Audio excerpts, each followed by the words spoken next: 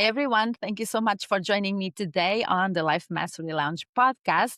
And today I have a very special guest, my friend Rebecca V. Olsen. Rebecca is a global business owner and mentor committed to helping purpose driven professionals and mothers build meaningful, sustainable careers while honoring a healthy work life balance. Through her business, she empowers women to achieve financial independence and time freedom using a proven science based wellness approach. Her mission is to inspire lasting positive change in every area of life, encouraging women to live with purpose, vitality, and confidence. After losing her mother at the age of 28, Rebecca experienced a profound shift in how she viewed time, success, and the choices that shaped a life. That experience led her to question the traditional definition of success and create a more intentional way of living and working. Today, through her family first business model, Rebecca helps entrepreneurs create businesses that support the life they want to live rather than consume it. Her work focuses on aligned income,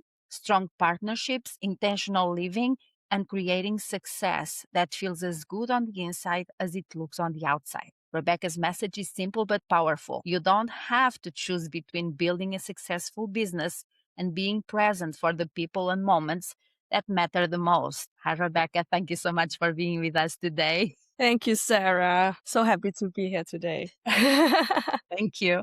Mm. Okay, so this is an awesome bio resume, however you want to put it. But I like to ask my first question is, who are you? Who is Rebecca Olsen? Oh. Yeah. Who am I? I think I am a not ordinary girl who had some life experiences as we all have. And that shape how we grow and develop in this life. Yes, very good. So, yeah. You often talk about losing your mother, and I'm sorry for your loss. I mean, at any age, it must be devastating. So you lost your mom at 28 years old, and that was a turning point in your life. Can you share what happened and how that experience changed the way you look at life now? Yes.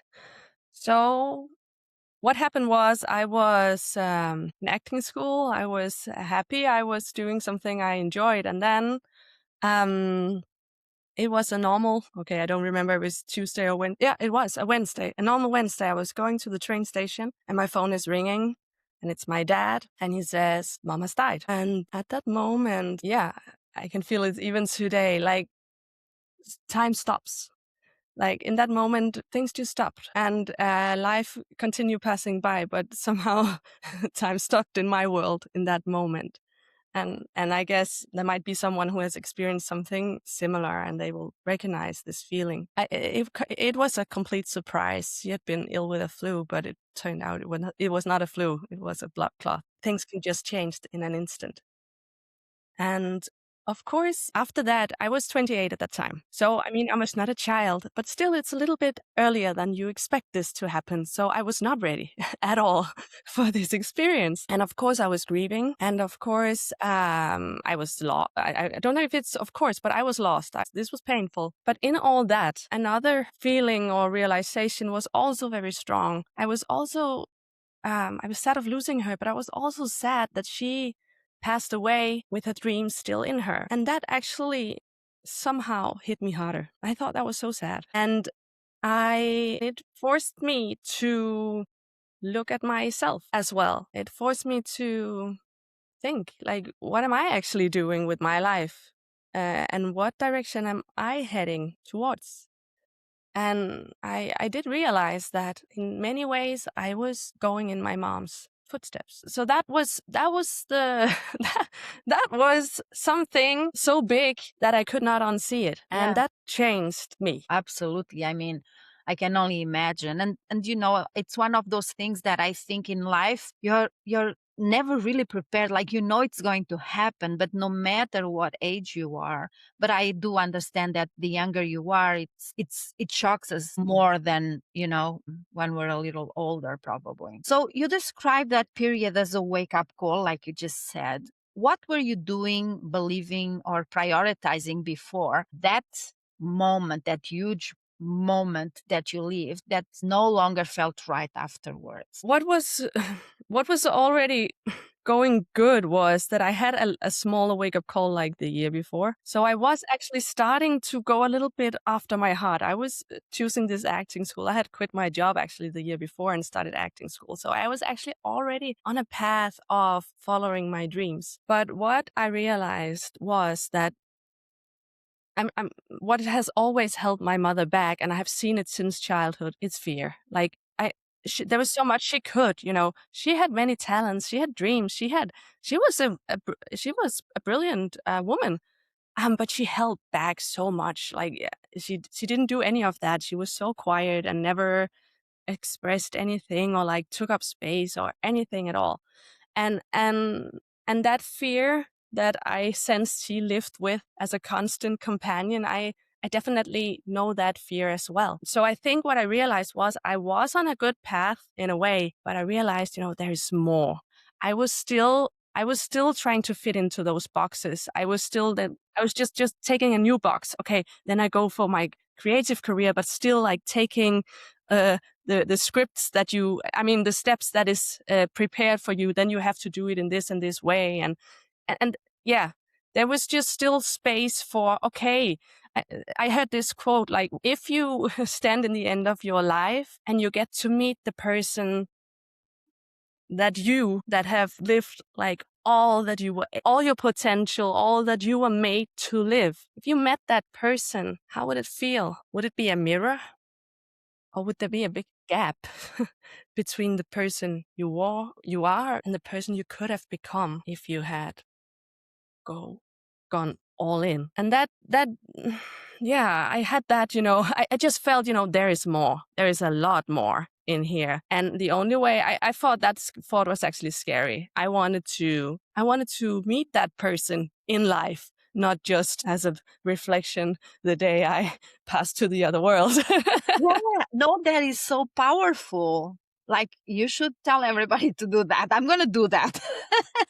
I'm going to do that exercise because you're right. I read somewhere, well, at the end of a life, when you are there, knowing that you are leaving this physical world, you're not thinking about the dollar amount, or you're thinking about things you wanted to do or things that you did with your family that really filled your cup, right? So the early we realize that, that's a great question. Thank you for sharing it with us. Many women reach a point where life looks good on paper, but doesn't quite feel like their own. Did you experience that feeling yourself? You just talked a little bit about that. And how did you recognize it? Was it just, well, you were in acting school. Did that help? I don't know. Yes, I will say I have actually 3 experiences of that. And that's interesting how we sometimes need to take the lesson a few times. So Mm. one year before acting school, I was like 3 years before I graduated as a social worker and started to work as that. And I worked for 2 years. And after 2 years, I was like, my gosh, I cannot do this for the rest of my life. And the way I realized it was I was coaching young people. I was sitting every day with young people, a little bit lost in life, and then, speaking hope into them, like, what do you really want? And we can find you the path. Like, I will help you find the right, go in the right direction. I had so many happy young people going out of my door. and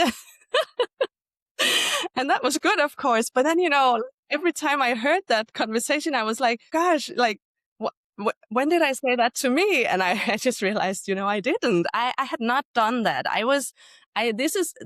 Doing social work was definitely my plan B, that safe falling back thing. But it ends up being plan A for so many of us, I believe. I didn't dare to go for acting first because you needed to have a secure job and things like that. So I had this secure job and I also was passionate about that. But then I thought, even if I get the most exciting job in this career path, it's not worth it. Like, I was not happy. So I quit. Actually, after 2 years, I quit and I had no idea what to do next. But then there was this acting school. We was also talking a lot about the mindset and about that, those dreams that you have inside you, they're actually meant to come out. And that little voice you have inside, it's actually real. It's actually, it's there for a reason. You should listen to it. So this was scary for me because, I was so, what is that called? domesticated, you know. I didn't tell my parents for months that I quit my job. But I I did. understand. I understand. It's another generation. Yes, I know. So, and then I started acting, and that was good. But there is something about acting as well, because that is it's really, you use yourself a lot. It's very inspiring. It's funny. It's all those things. But still, if you want to make a career out of it, you need to. I mean, often here in Denmark, you would also have to take a lot of very boring jobs, and that was just again, yeah, but no, that's not what I want. So I want to do the fun part, and not that I don't want to work for it. Don't get me wrong, but I'd want to do the interesting part of the job, but I also want to have a good economy. I don't want to settle for that. There's so many actors here in Denmark living, on a stone, and I didn't want that. Um, so that was actually the first start of starting a business for myself to support my acting career, to support myself, so I didn't have to Get a choose. job.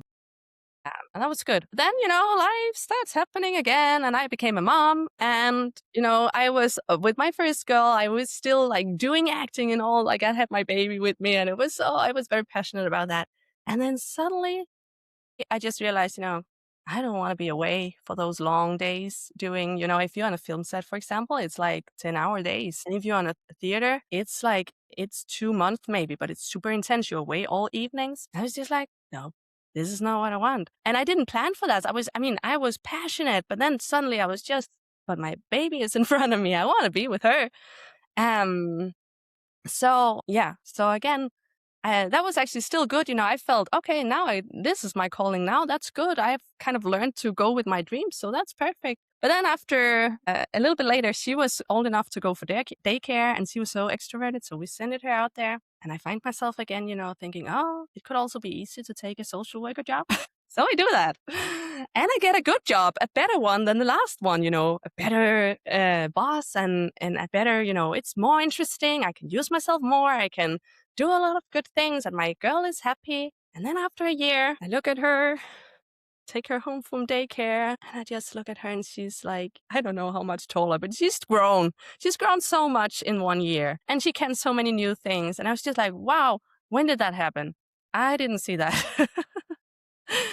And at that point, I found myself again like, wow, I'm back in this life.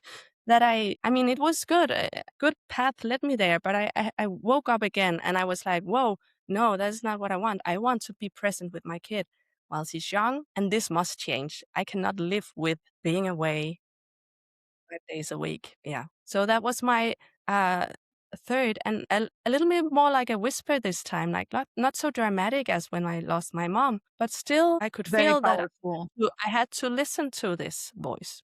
Yeah. Yeah, yeah. You now help women and couples create meaningful income without sacrificing their family, health, or relationships. What led you to develop your family first business model? Was it that moment you knew you wanted to do that, or it came later? It came a little bit along the way, I think, because actually what happened when I started my business, actually in that setting, I meet my husband at a business meeting. So that was a great coincidence.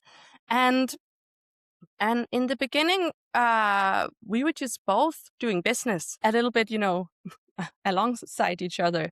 But I was like on my own path when I met him. But then, of course, or not of course, actually not of course, but my husband, he's very like, um, he has some good values around being a couple and being a family, and I really took them to me. So we started to yeah, of course, create a family, but also to actually start to work together, and in a more conscious way.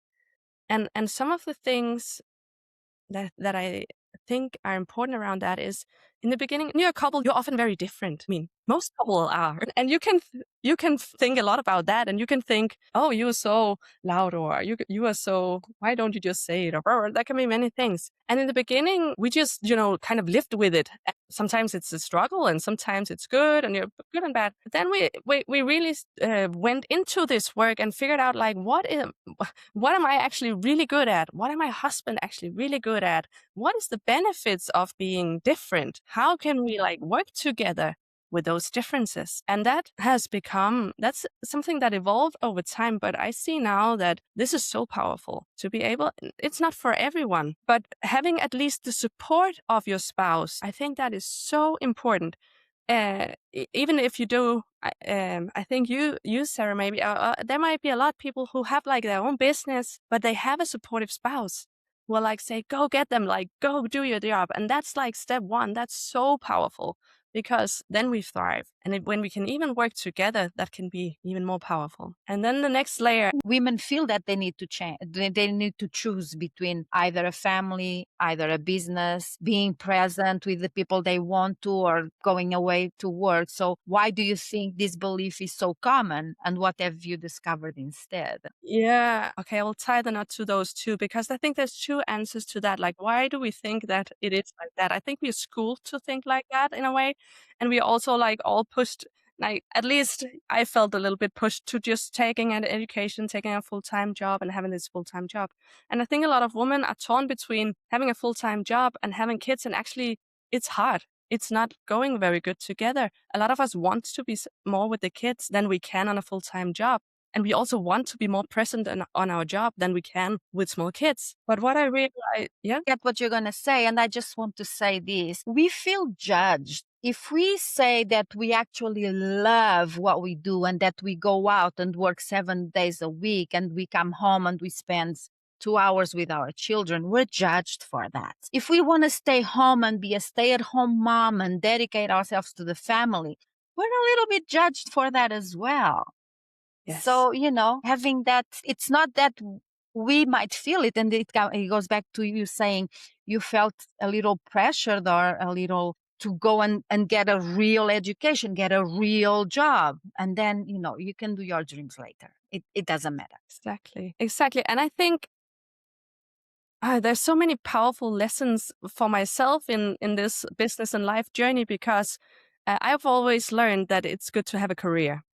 That's how I am raised. So that was what I thought I wanted to do. And I thought I wanted to have a husband taking care of the kids and I should have the career. So then when I have this 7-month-old baby and I feel, I'm actually going to give up my acting career for being with my child, I was myself shocked. I was like, this is not what I planned for. But I just felt, but this is what I want. And I think it's important to, and then I feel I've also been very much like women rights and we should be able to have equal pay and all these things.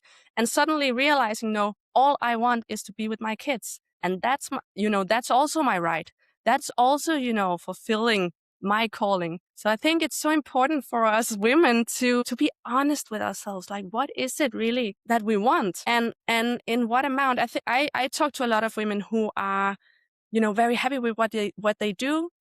And I'm happy for them with that. When I ask them, if you could choose like completely freely, how many hours would you spend doing that in the week? And a lot of them say, oh, okay, if I could choose freely, then 15 to 20 hours might be enough for me. And I say, oh, wow, that's interesting. So we sometimes think think we have to choose full package or, either or. Thing.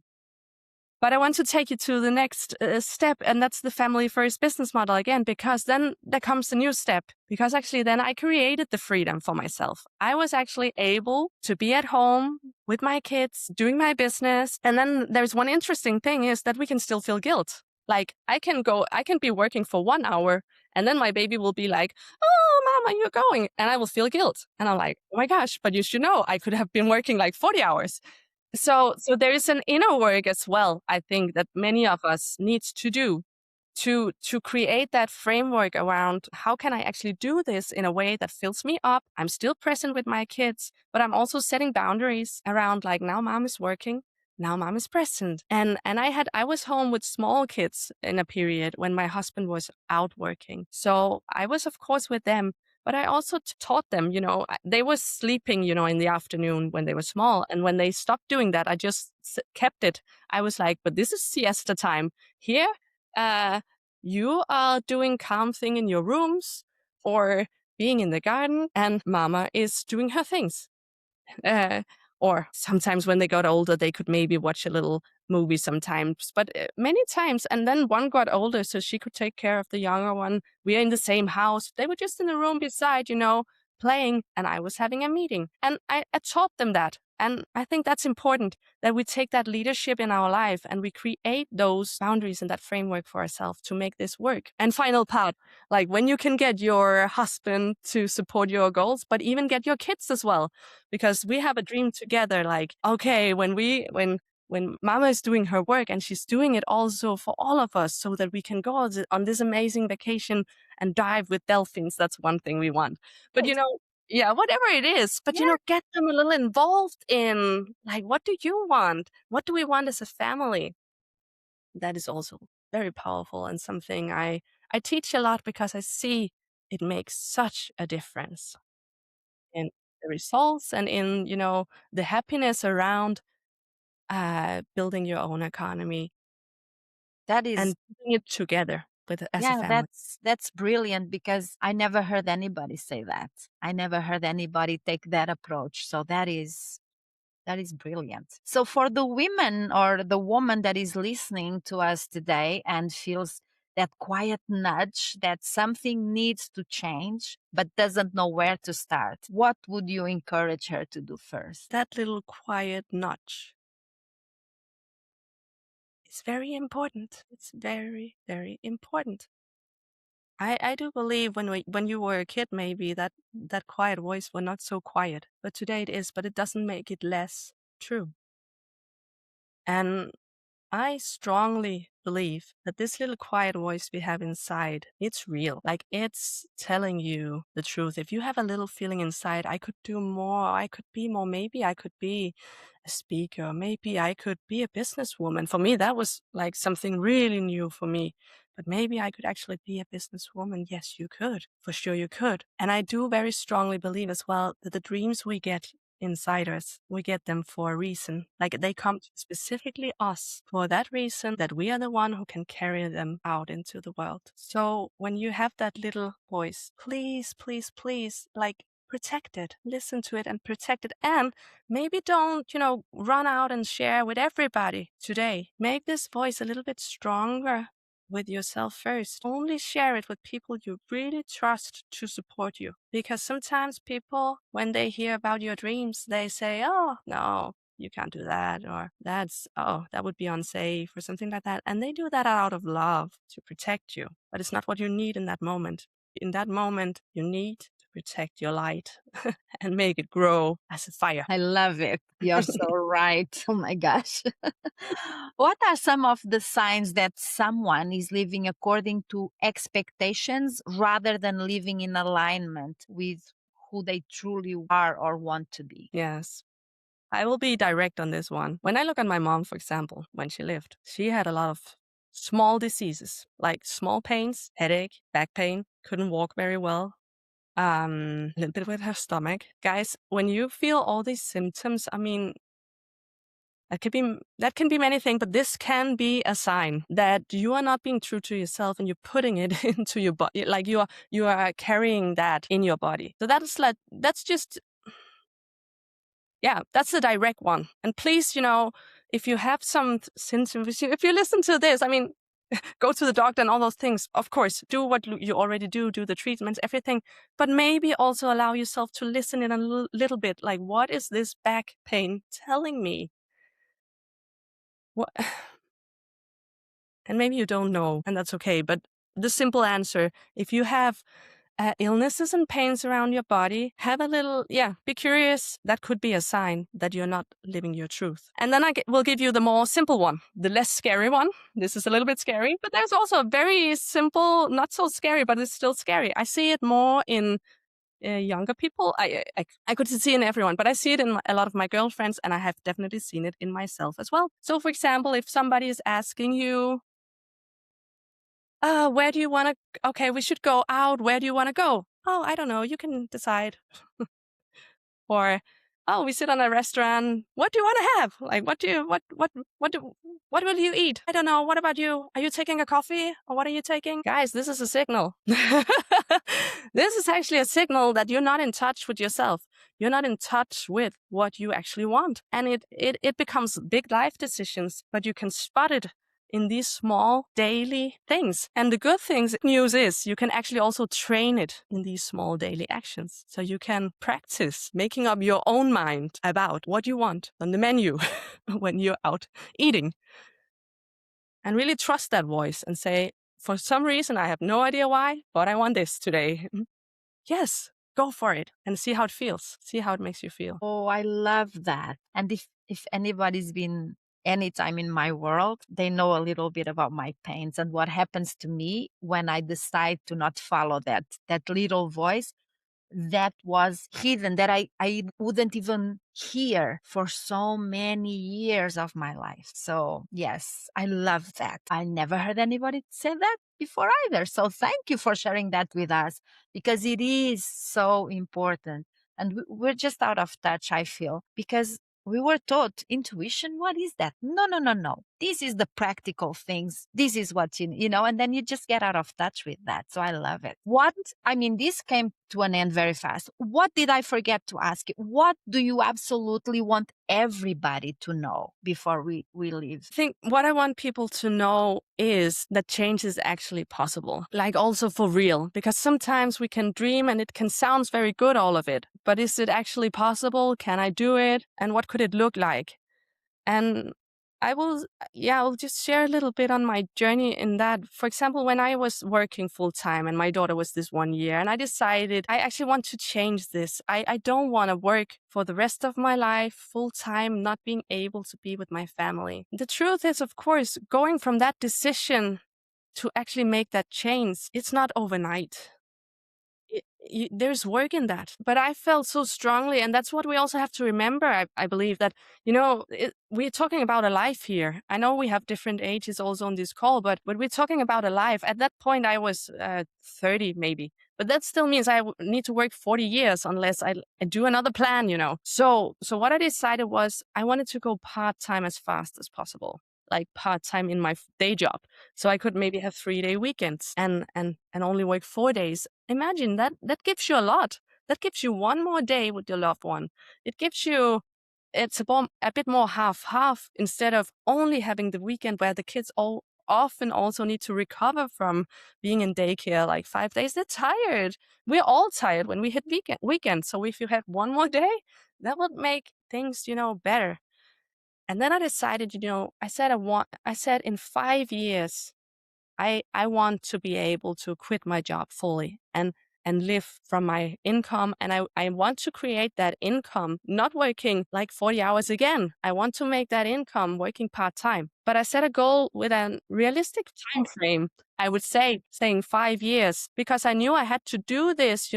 I need to juggle everything. I needed to have my family. I needed to take care of my full-time job. And I wanted as well to build something that could take over this full-time job in the long run. So do this, get your big goal, And please, when you start doing your big goal, don't put limits. Don't think it's realistic, all those things. Don't say I'm too old, I'm too young. Just dream big and say, okay, whatever is it? And I warn you, for some of you, for me, I couldn't feel this in the beginning. It took me years to actually realize what I want. That's okay. Just start asking the question. Seek that truth for yourself and then dream big, dream incredibly big, and then break it down and make a plan that is realistic.